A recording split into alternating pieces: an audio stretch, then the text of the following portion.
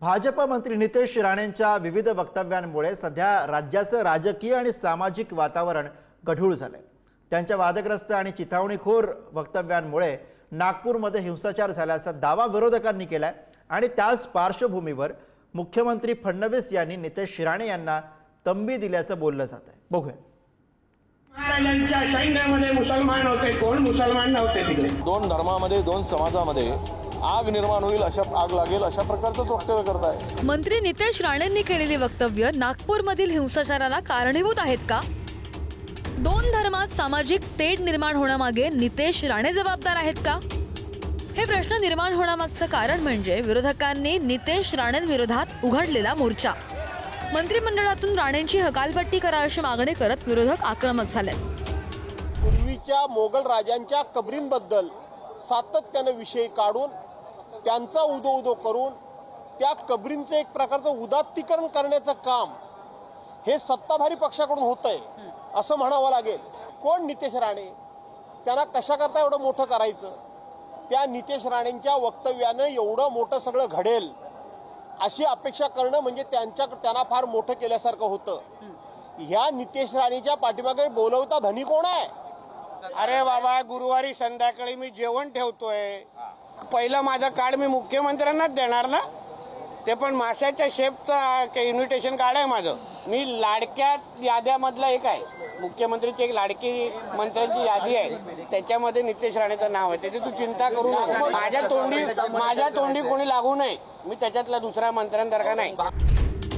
गेल्या 3 वर्षांपासून नितेश राणे सातत्यानं गरळ ओकण्याचं काम करतायत।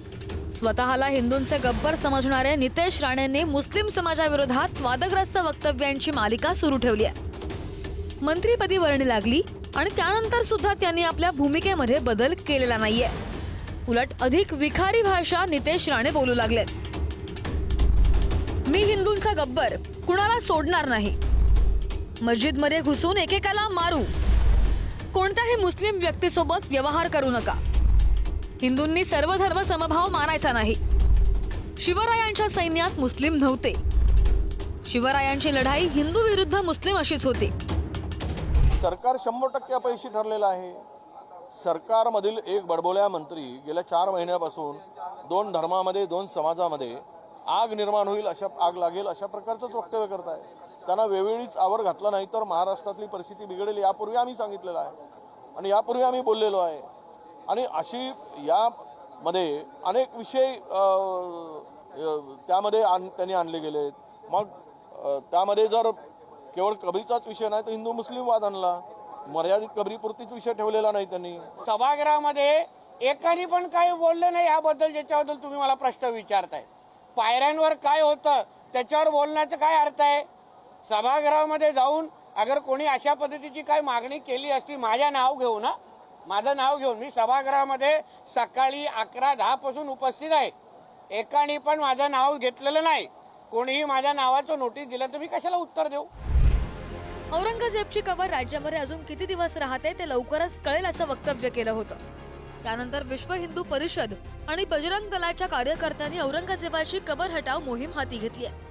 कबर हटवण्याच्या आंदोलनामुळेच नागपूरमध्ये हिंसाचार उसळल्याचं बोललं जात आहे। यासाठी विरोधकांसह सत्ताधारी राष्ट्रवादीचे नेते नितेश राणेंकडे बोट दाखवतायत। मी माननीय मुख्यमंत्री देवेंद्रजी फडणवीस यांना कळकळीची विनंती करू इच्छितो की सातत्यानं अशा पद्धतीने भडकाऊ विधानं करून ही अशांतता पसरवणाऱ्या आपल्या मंत्रिमंडळातल्या सहकाऱ्यांना सुद्धा सक्त ताकीद द्यावी आणि त्याच पद्धतीनं इतर राज्यांमधून येऊन जे महाराष्ट्राच्या इतिहासाविषयी विधानं करतात अशा भारतीय जनता पक्षाच्या नेत्यांना सुद्धा आपण कडक शब्दात समज द्यावी। किसी भी सरकार के कार्यकाल में दंगा होना ये सरकार के फेल्यूर जैसा ही रहता है।